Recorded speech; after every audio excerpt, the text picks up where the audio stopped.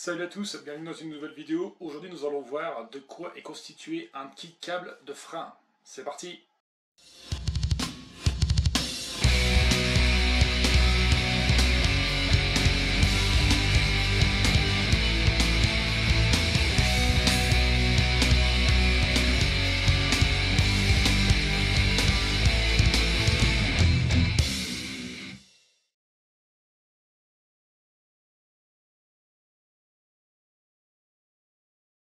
Pour commencer, on va commencer avec le câble de frein. Il faut savoir que les câbles de frein, on peut en trouver de catégories différentes et aussi de prix, bien sûr, différents. Quand on prend un vélo, par exemple, de premier prix, ou même un vélo junior, on va généralement trouver des câbles de frein en acier. Donc le câble est un tressage en acier. Après, on peut retrouver aussi un peu plus évolué des câbles en inox. Donc ceux-là dureront un peu plus longtemps au niveau de la corrosion. Et aura quand même déjà aussi une meilleure qualité de freinage. Et pour finir, on peut retrouver aussi sur des câbles bien plus évolués, des câbles de frein avec des revêtements dessus. Donc le revêtement va vous donner un meilleur confort de freinage et aussi une durabilité bien plus accrue. Alors pour notre câble de frein aussi, il faut savoir qu'il existe plusieurs types d'embouts. Donc les embouts ne sont pas forcément compatibles avec tous les leviers de frein. Par exemple, si vous prenez un embout Campagnolo, lui généralement ne sera compatible que pour les leviers Campagnolo. Pareil, si vous prenez un embout Shimano, lui sera compatible uniquement qu'avec les produits Shimano. J'ai déjà vu en magasin des personnes qui ramènent des kits câbles à faire sur leur vélo avec des embouts Shimano mis dans des leviers de frein Campagnolo. C'est-à-dire qu'en gros, l'embout qui est le bout de cet embout est limé. Donc il rentre entre guillemets en force dans le levier. Ça fonctionne, hein, mais le problème qui se pose, c'est que ça peut générer soit un accident si l'embout vient à céder, ou alors ça peut générer aussi une casse le jour où vous voulez changer votre kit câble et que l'embout est tellement bien rentré dans l'encoche du levier et que vous n'arrivez plus à l'enlever. Il faut savoir que généralement, si on prend un kit câble Shimano, ça va uniquement avec les freins Shimano, et les kits câbles Campagnolo iront uniquement avec Campagnolo.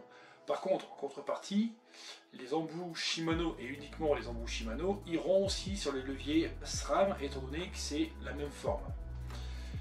Par contre, si vous voulez prendre des kits qui sont compatibles, comme par exemple BBB ou Jaguar qui font des kits qui sont compatibles, là vous pouvez les mettre, étant donné que leur bout sera pareil. Bien sûr, toujours en respectant Campagnolo et Shimano. Alors ensuite on va enchaîner sur les embouts de gaine. Alors les embouts de gaine qui sont aussi appelés férules dans leur thème technique sont des petits embouts qui viennent se mettre à la fin de votre gaine pour éviter que l'eau ne rentre dedans. Il faut savoir qu'il en existe aussi différentes qualités. Vous allez trouver des embouts standards, on va le mettre en plastique terminé, c'est juste le rôle de venir le mettre. Après, on va en trouver des un peu plus évolués, par exemple en aluminium. On peut en trouver aussi avec des joints toriques en bout pour faire encore une meilleure étanchéité. Mais à ça aussi, viendra s'ajouter un prix un peu plus élevé. Alors, les accessoires qui constituent aussi le kit câble, ça va être dans un tout premier temps les petits tubes généralement qu'on voit en plastique. Donc c'est une sorte de plastique gomme qui vient généralement se mettre au-dessus de la gaine. Alors à quoi ça sert? Ça sert tout simplement à éviter, quand vous tournez à gauche avec votre vélo ou à droite avec votre vélo, que votre gaine vienne à frotter toujours sur votre cadre, surtout au niveau de la douille de direction. Tout simplement parce que ça pourrait générer par la suite à faire sauter le vernis de la peinture. D'un point de vue esthétique, c'est moche, et aussi d'un point de vue garantie de votre cadre, ça passe pas en garantie. Donc quand vous avez ces embouts dans votre kit câble, je vous conseille fortement de les mettre. On peut aussi également retrouver dans notre kit câble des petits embouts en gomme. Donc ces petits embouts en gomme, ça fait généralement c'est circulaire, ça peut être des couleurs transparentes ou même noires, ou du faux d'autres couleurs.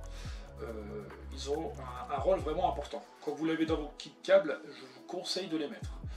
Donc généralement ces petits embouts en gomme, on vient passer le câble de frein à l'intérieur pour éviter par exemple d'avoir des bruits intempestifs quand vous roulez.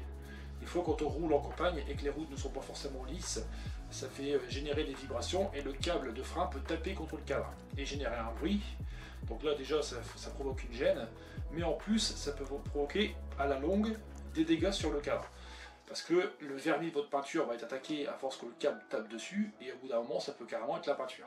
Et quand vous allez nettoyer votre vélo, vous verrez qu'en fait vous n'arriverez plus à avoir les traces qu'il va avoir dues au câble. Donc quand vous avez ces petits embouts là, je vous conseille aussi de les mettre. Il faut savoir que quand vous l'avez dans le kit, c'est un bloc de 3. Des fois c'est trop, même voire 4. Il faut savoir que les petits morceaux de gomme peuvent se désolidariser entre elles. Comme ça, vous pouvez bien répartir les petites gommes tout le long de votre câble de frein. Et pour finir, dans l'accessoire, on peut retrouver aussi notre petit embout qui nous permet de venir écraser notre câble quand on a fini de monter notre frein. Alors ce petit embout là, déjà d'un point de vue esthétique, ça permet d'éviter que le câble s'effiloche. Donc déjà, ça ferait moche si vous n'en mettez pas, et de deux, ça peut être aussi dangereux parce que si vous tapez votre doigt sans le faire exprès sur le câble, vous pouvez vous enfoncer un petit filament dans les doigts, et je peux vous dire, pour avoir déjà testé, ça fait très mal. Pour finir, on aura notre gaine de frein. Alors la gaine de frein, c'est un ensemble de 3 petites pièces. Il faut savoir que déjà on a le revêtement en plastique dessus, qui est généralement de couleur, on peut trouver du bleu, du rouge, du vert, du jaune, du noir, peu importe la couleur. Donc déjà ça fait quand même l'esthétique de notre gaine de frein. Ça a quand même un choix pour l'utilisateur parce que généralement on aime bien toujours synchroniser la couleur avec la couleur du cadre ou du vélo en général. On aura aussi à l'intérieur un petit filament qui va faire tout le tour, qui est généralement rigide et qu'on appelle un filament qui va être positionné de façon hélicoïdale. Alors pourquoi c'est hélicoïdal? Tout simplement quand vous allez freiner, au moins votre gaine ne va pas s'écraser, étant donné que c'est rigide. Et après ça fait aussi la dureté de votre gaine et aussi la sécurité. Après à l'intérieur on va aussi trouver un petit tube en téflon. Alors le petit tube en téflon c'est où votre câble de frein va passer. Donc cette partie-là, c'est elle qui est protégée et c'est elle qui va vous faire le confort quand vous allez freiner. Il faut savoir aussi que malheureusement, un petit câble de frein, ça s'use. C'est pas universel, c'est soumis aux intempéries, c'est soumis aussi des fois au fort freinage. Et au bout d'un moment, vous serez amené à le changer. Alors à quoi on voit si notre petit câble de frein est bon à changer ou pas? Déjà, on peut le voir quand vous freinez. Des fois, si votre frein, quand vous freinez, ne revient pas, ça veut dire que le liner qui est à l'intérieur, donc la petite graisse qui est dans le petit tube en téflon, ne joue plus son rôle, carrément, et a été mélangé avec de l'eau ou de la boue, et que c'est carrément devenu une sorte de petite pâte blanche. Je ne sais pas si vous avez déjà vu quand vous retirez des fois les câbles de frein, ça fait une petite pâte blanche qui joue carrément l'effet inverse, qui freine plutôt le câble au lieu de le faire bien coulisser. Donc là, on peut déjà se dire qu'il faut changer le kit câble. Deuxième chose aussi qu'on peut voir, c'est quand les gaines en extrémité où on met les petits embouts de gaine, voir si c'est pas rouillé. Des fois si c'est rouillé, il faut changer le kit câble. Et derrière élément, vous pouvez voir aussi si votre kit câble de frein est bon à changer, c'est tout simplement quand vous regardez votre câble. Si vous freinez et votre câble est complètement rouillé, vous serez obligé de le changer, vous n'avez pas le choix. Parce que le frein ne jouera plus un rôle essentiel.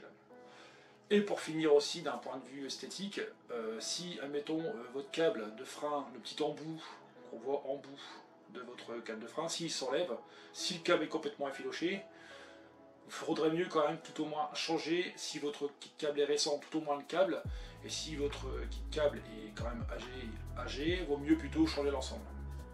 Voilà, cette vidéo touche à sa fin, j'espère qu'elle vous aura plu. Si elle vous a plu, comme d'habitude, on met le petit pouce bleu et on s'abonne, ça fait toujours plaisir. Et en attendant la prochaine vidéo, je vous dis à très bientôt. Salut!